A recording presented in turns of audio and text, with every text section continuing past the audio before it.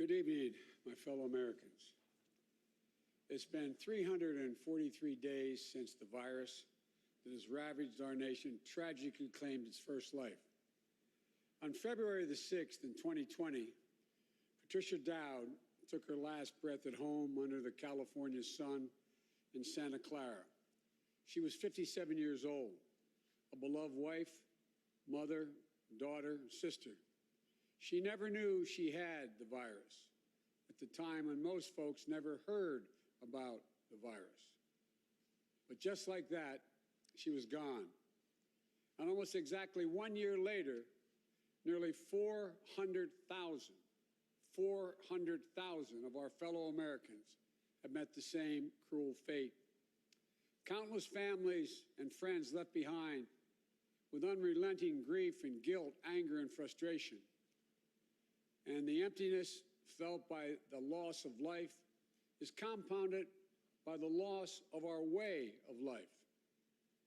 During this pandemic, millions of Americans, through no fault of their own, have lost the dignity and respect that comes with a job and a paycheck. Get a real-time bird's-eye view of your projects. Create project plans in one click. See the big picture.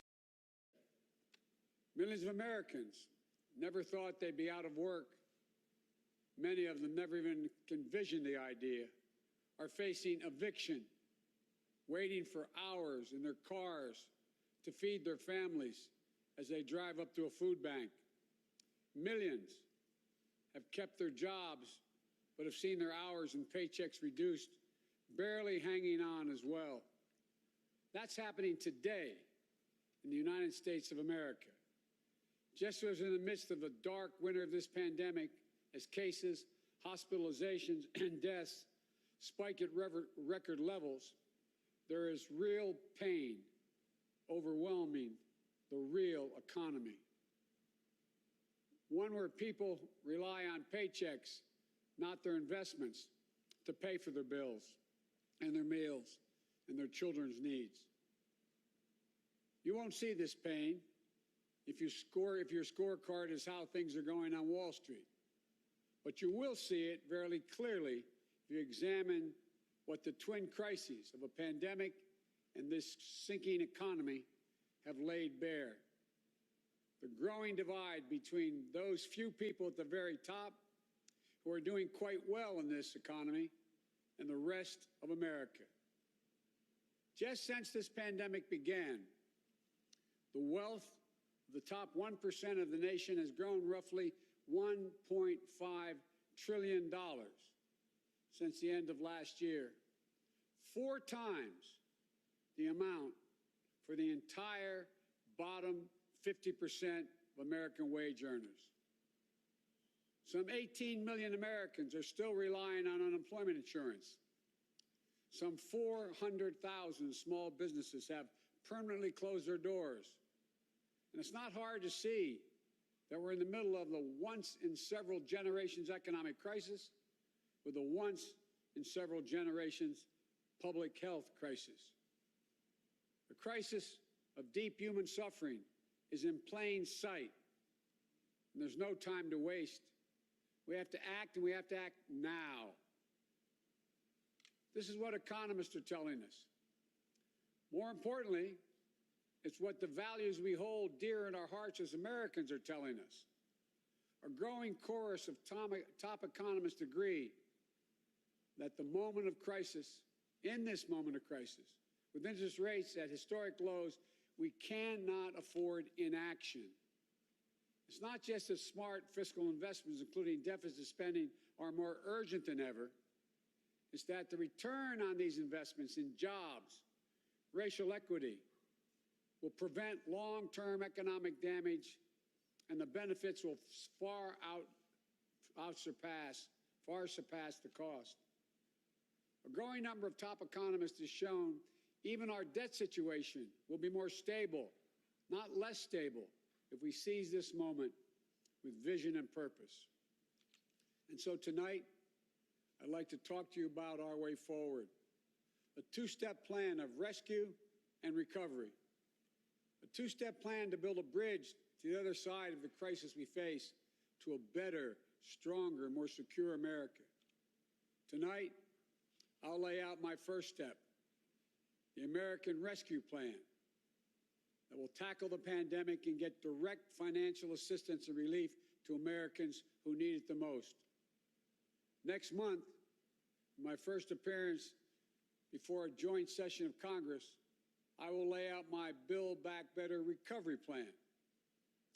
It'll make historic investments in infrastructure, that Build Back Better plan. Infrastructure, manufacturing, innovation, research and development, and clean energy. Investments in a caregiving economy and in skills and training needed by our workers to be able to compete and win in the global economy of the coming years. Moody's, an independent Wall Street firm, said my approach will create more than 18 million good-paying jobs. Simple tax returns only. Snap your W-2 and file Fed and state for free. Guaranteed. Our rescue and recovery plan is a path forward with both seriousness of purpose and a clear plan, with transparency and accountability, with a call for unity that is equally necessary. And unity is not some pie-in-the-sky dream. It's a practical step to getting the things we have to get done as a country get done together. As I said when it passed in December, the bipartisan COVID-19 relief package was a very important first step. And I'm grateful for the Democrats, Republicans, and independent members of Congress who came together to get it done. But I said at the time, it's just a down payment. We need more action, more bipartisanship, and we need to move quickly. We need to move fast. Our rescue plan starts aggressively in order to speed up our national COVID-19 response. The vaccines offer so much hope, and we're grateful to the scientists and researchers and everyone who participated in the clinical trials. We're also grateful for the rigorous review and testing that has led to millions of people around the world already being vaccinated safely. But the vaccine rollout in the United States has been a dismal failure thus far. Tomorrow, I will lay out our vaccination plan to correct course and meet our goal of 100 million shots at the end of my first 100 days as president. This will be one of the most challenging operational efforts we have ever undertaken as a nation. We'll have to move heaven and earth to get more people vaccinated, to create more places for them to get vaccinated, to mobilize more medical teams to get shots in people's arms, to increase vaccine supply, and to get it out the door as fast as possible. We'll also do everything we can to keep our educators and students safe, to safely reopen a majority of our K-8 schools by the end of the first 100 days. We can do this if we give the school districts, the schools themselves, the communities, the states, the clear guidance they need, as well as the resources they need that they can't afford right now because of the economic dilemma they're in. That means more testing and transportation, additional cleaning and sanitizing services in those schools, protective equipment and ventilation systems in those schools. We need to make sure that workers who have COVID-19 symptoms are quarantined, and those who need to take care of their family members with COVID-19 symptoms should be able to stay home from work and still get paid. This will reduce the spread of the virus and make sure workers get the support they need to maintain their families. But we need about $400 billion in funding from Congress to make all of what I just said happen. It's a great deal, but I'm convinced we are ready to get this done. The very health of our nation is at stake. Our rescue plan also includes immediate relief to Americans hardest hit and most in need. We will finish the job of getting a total of $2,000 in cash relief to people who need it the most. The $600 already appropriated is simply not enough. You just have to choose between paying rent, and putting food on the table. Even for those who've kept their jobs, these checks are really important. You see, if you're an American worker making $40,000 a year with less than $400 in savings, maybe you've lost hours, or maybe you're doing fewer shifts, driving a truck or caring for the kids or the elderly. You're out there putting your life on the line to work during this pandemic and worried every week that you get sick, lose your job, or worse. $2,000 is going to go a long way to ease that pain. We'll also provide more peace of mind for struggling families by extending unemployment insurance beyond the end of March for millions of workers. That means that 18 million Americans currently relying on unemployment benefits, while they look for work, can count on these checks continuing to be there. Plus, there will be a $400 per week supplement so people can make ends meet. There is a shortage of 500,000 machine learning and artificial intelligence professionals. Keeping this in mind, the university. This gets money quickly into the pockets of millions of Americans who will spend it immediately on food and rent and other basic needs. As the economists tell us, that helps the whole economy grow. We'll also tackle the growing hunger crisis in America. As I speak, and the Vice President-elect has spoken to this many times, 1 in 7 households in America, more than 1 in 5 Black and Latino households in America, report they don't have enough food to eat. This includes 30 million adults and as many as 12 million children. It's wrong. It's tragic. It's unnecessary. It's unacceptable. So we're going to extend emergency nutritional assistance for 43 million children and their families enrolled in the SNAP program through the rest of this year. We'll help hard-hit restaurants prepare meals for the hungry, provide food for the families who need it. We will invest $3 billion in making sure mothers and their young children have the nutrition they need. This will not only meet our moral obligation we have to one another, but will also spur our economic growth, get restaurants and workers back on the job. And as we work to keep people from going hungry, we'll also work to keep a roof over their heads, to stem the growing housing crisis and evictions that are looming. Approximately 14 million Americans have fallen behind on rent, many at risk of eviction. If we don't act now, there'll be a wave of evictions and foreclosures in the coming months as the pandemic rages on. This would overwhelm emergency shelters, increase COVID-19 infections as people have nowhere to go and can't socially distance.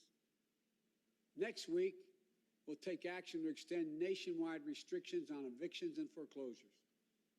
This will provide more than 25 million Americans greater stability instead of living on the edge every single month. And I'm asking Congress to do its part by funding rental assistance for 14 million hard-hit families and tenants. It will also be a bridge to economic recovery for countless mom-and-pop landlords.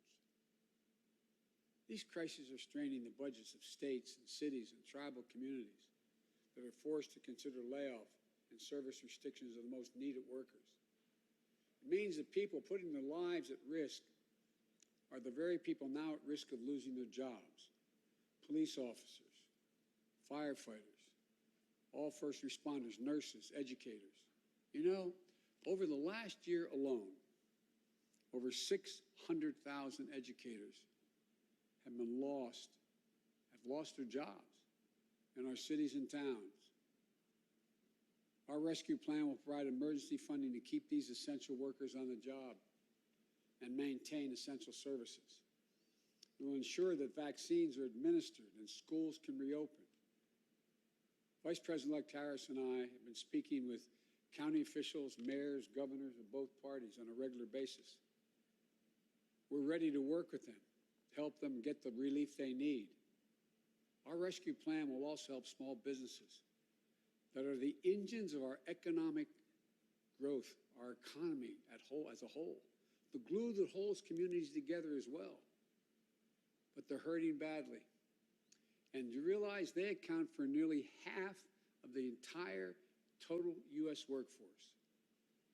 Our rescue plan will provide flexible grants to help those hardest hit small businesses survive the pandemic, and the low-cost capital that will help entrepreneurs of all backgrounds create and maintain jobs, plus provide the essential goods and services that communities depend upon. Last week, I laid out how we'll make sure that our emergency small business relief is distributed swiftly and equitably, unlike the first time around. We're going to focus on small businesses on Main Street. We'll focus on minority-owned small businesses, women-owned small businesses, and finally having equal access to the resources they need to reopen and to rebuild. I want to teach you guys how anyone with $1,500 and access to a post office can earn 15% returns every 3 days. And we will be responsible with taxpayers' dollars, ensuring accountability that reduces waste and fraud and abuse like we did in the Recovery Act that I administered in our administration. Direct cash payments, extended unemployment insurance, rent relief, food assistance, keeping essential frontline workers on the job, aid to small businesses. These are the key elements to the American Rescue Plan that would lift 12 million Americans out of poverty and cut child poverty in half. That's 5 million children lifted out of poverty if we move. Our plan will reduce poverty in the Black community by 1/3, reduce poverty in the Hispanic community by almost 40%. And includes much more, like an increase in the minimum wage to at least $15 an hour. People tell me that's going to be hard to pass. Florida just passed it. As divided as that state is, they just passed it. The rest of the country is ready to move as well. It should be a national minimum wage of $15 an hour. No one working 40 hours a week should live below the poverty line. And that's what it means. If you work for less than $15 an hour and work 40 hours a week, you're living in poverty.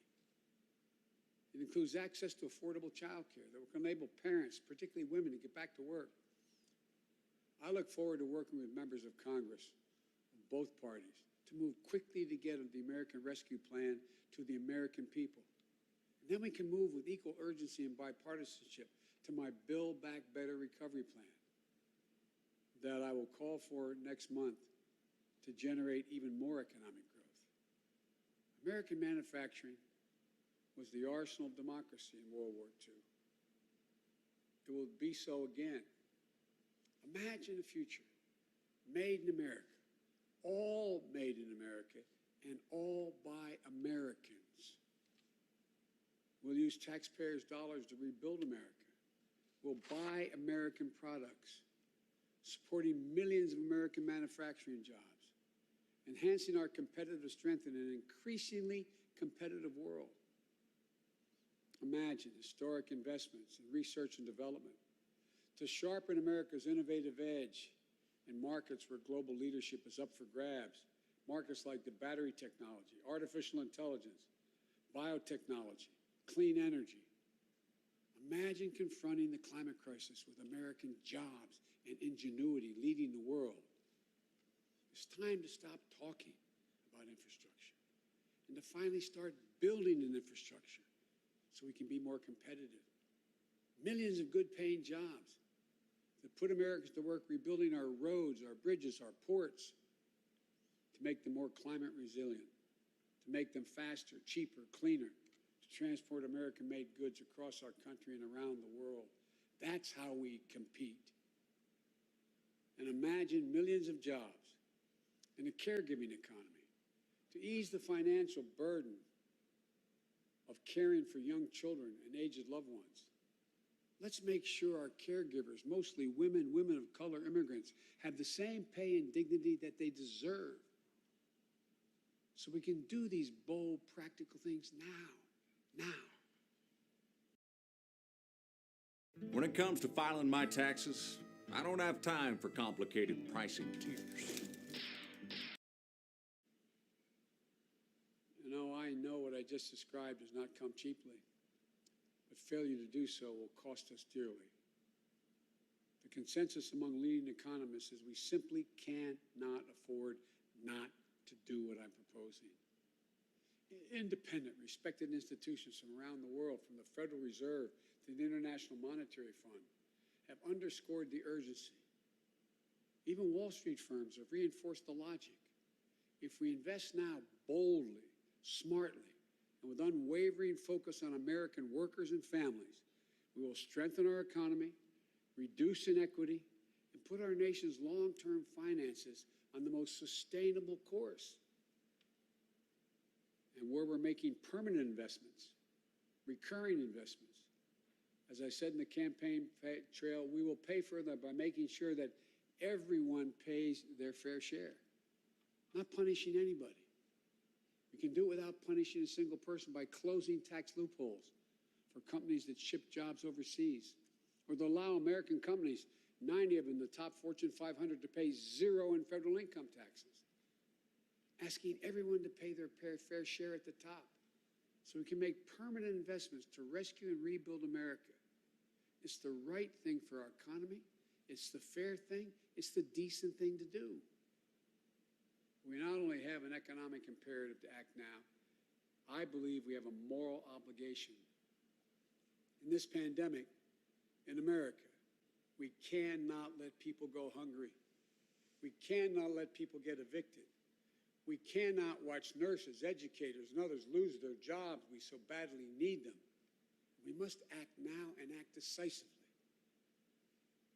My fellow Americans, the decisions we make in the next few weeks and months are going to determine whether we thrive in a way that benefits all Americans, or whether we stay stuck in a place where those at the top do great, while economic growth for most everyone else is just a spectator sport, and where American prospects dim, not brighten. These investments will determine whether we reassert American leadership and outcompete our competitors in a global economy. We're better equipped to do this than any nation in the world.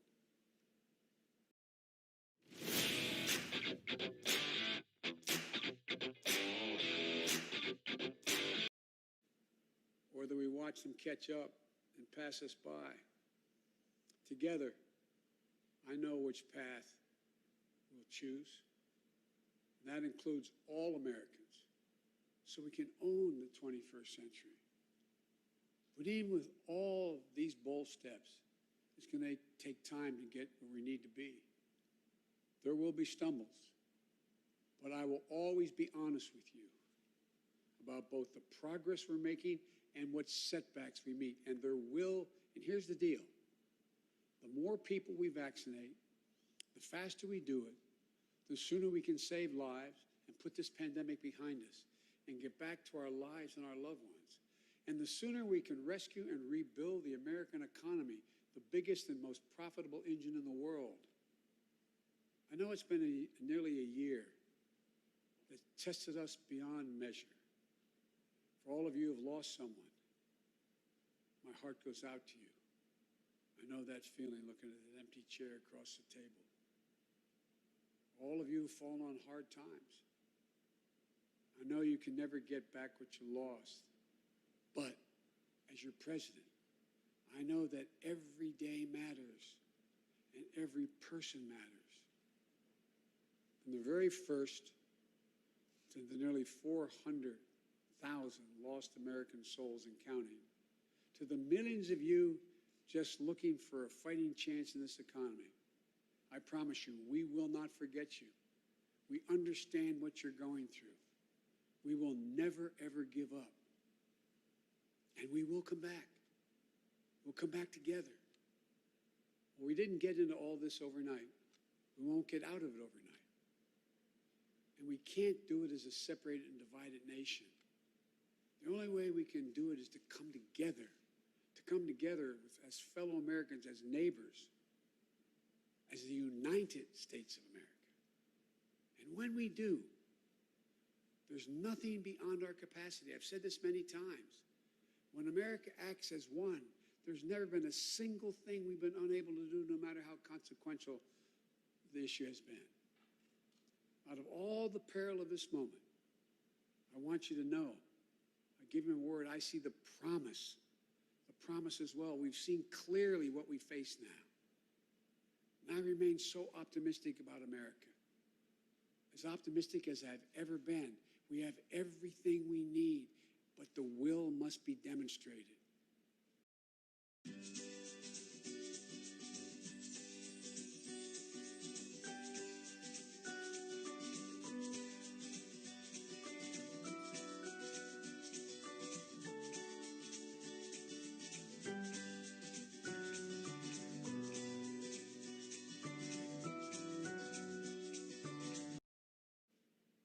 So come Wednesday, we begin a new chapter.